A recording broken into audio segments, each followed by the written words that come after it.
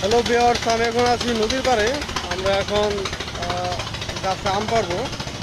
আমার ফ্রেন্ড রিপনদের শোমেল আছি কাঠপুরটিতে।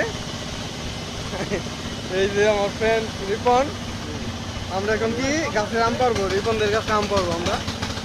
এই দিকে আছে আরেকজন রাশেদ খান। মানে আসলে সব কষ্ট আজকে ওকে দিয়ে করাবো। ওই আসলে গাছে উঠবে, গাছ যেহেতু ছোটো, ওই যে লম্বা মানে ওর যে সাইজ, ওই দাঁড়াই হাইকে দেওয়া মানে আম পারা পারবে এরকম ওর সাইজ।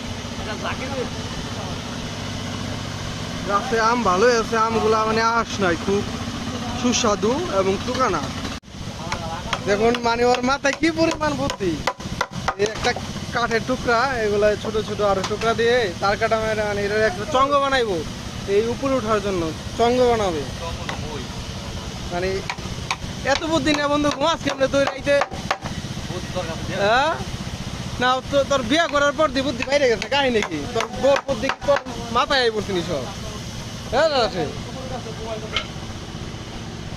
এ হচ্ছে মই, যেটা আমরা গ্রামের ভাষায় চঙ্গ বলে থাকি আর কি।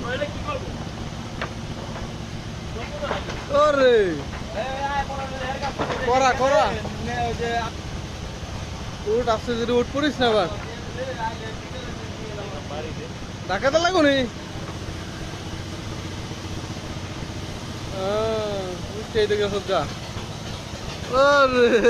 করা দেখা আমগুলো দেখা একটু।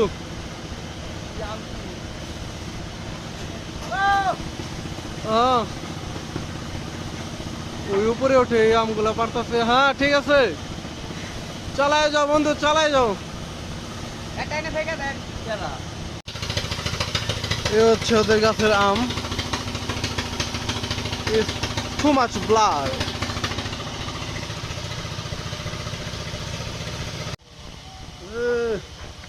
রে ভাই, পারস না ধীরে, ভারী ওজন। ফাঁক করতো মানে একটু খোলা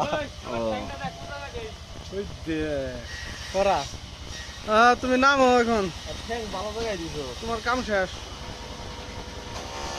ঠিক আছে ঠিক আছে।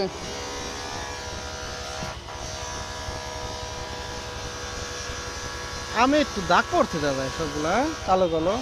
বাড়ি খাইছো না? টেনে মনে বাড়ি খাইছে। কি আর কত আম আছে, এগুলা কি রাখলা কি লেগা? হ্যাঁ মানে সব খালি করতে হবে পুরো গাছটা, তাই তো?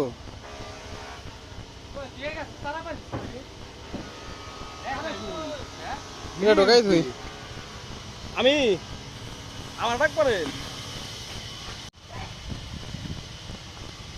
এই গাছটা কি করছো জানো? এগুলা কে দেয় এবার? এই যে এই যে এই যে মুন্ডালটা আছে, এই যে ডালটা সামনে, হ্যাঁ এই ডালটার মতন তোর